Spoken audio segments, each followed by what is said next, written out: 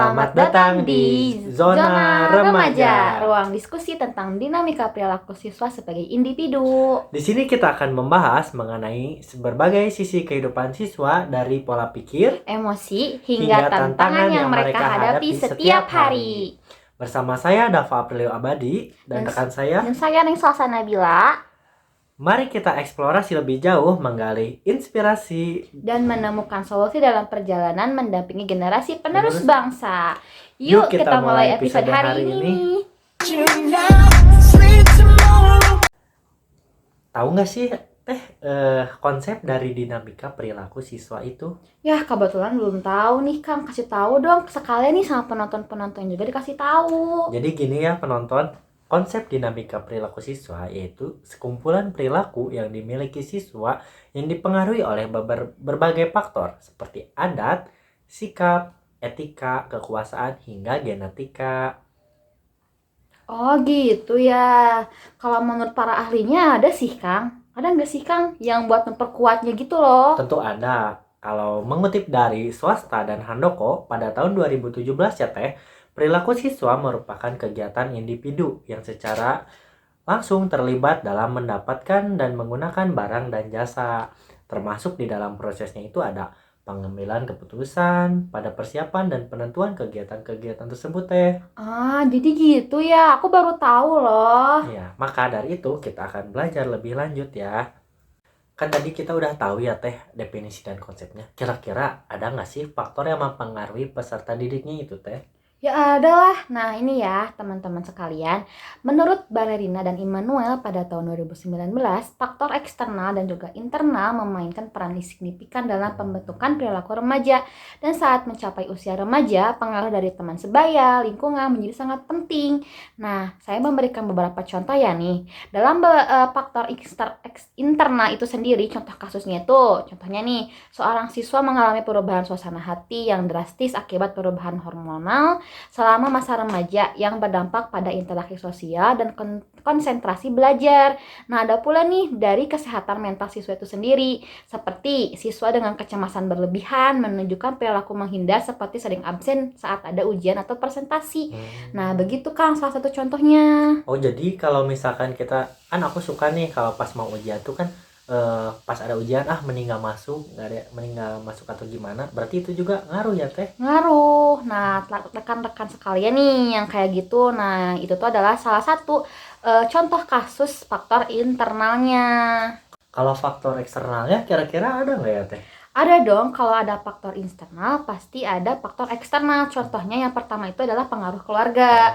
Nah, contohnya itu siswa berasal dari keluarga yang konflik, sering menunjukkan perilaku agresif atau menarik diri di kelas. Nah, kayak dia itu sering menyendiri gitu di kelas.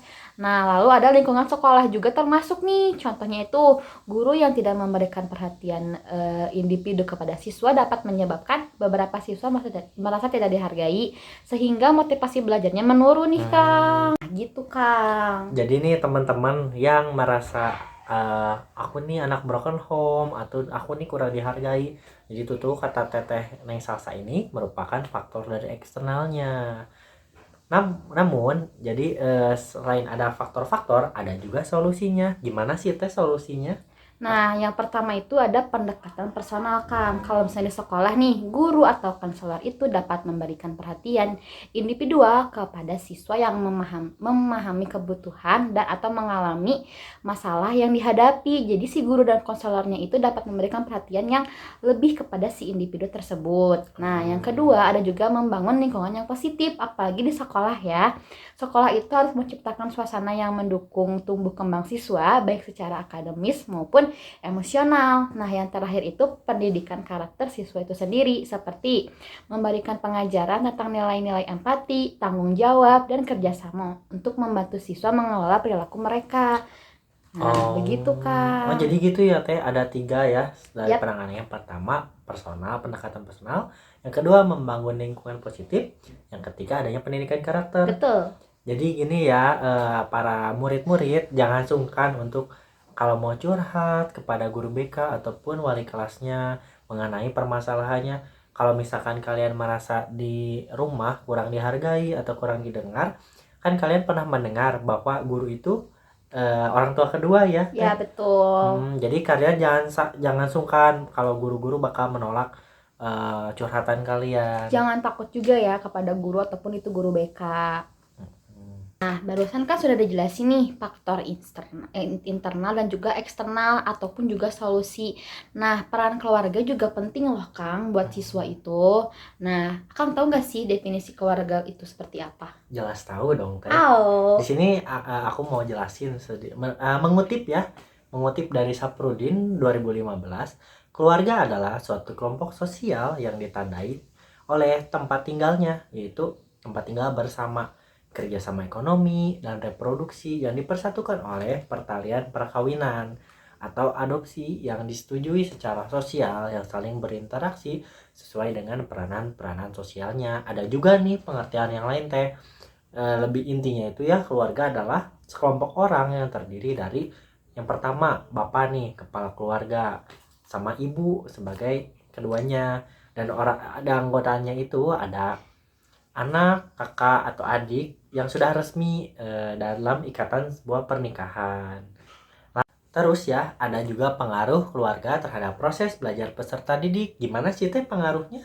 nah, kalau untuk pengaruhnya di keluarga itu dalam upaya meningkatkan hasil belajar yang baik bukan hanya menjadi tanggung jawab pihak sekolah loh, akan tetapi peran keluarga juga turut berkontribusi di dalamnya. Nah, hal ini itu sejalan dengan pendapat Hasbuloh pada tahun 2011 yang mengatakan bahwa lingkungan keluarga merupakan lingkungan pertama bagi anak karena dalam keluarga inilah anak pertama-tama mendapatkan didikan dan bimbingan yang dikatakan sebagai lingkungan yang utama karena sebagian besar dari kehidupan anak adalah di dalam keluarga. Nah, jadi Kang, keluarga itu adalah pendidikan nomor satu bagi seorang anak dan juga siswa.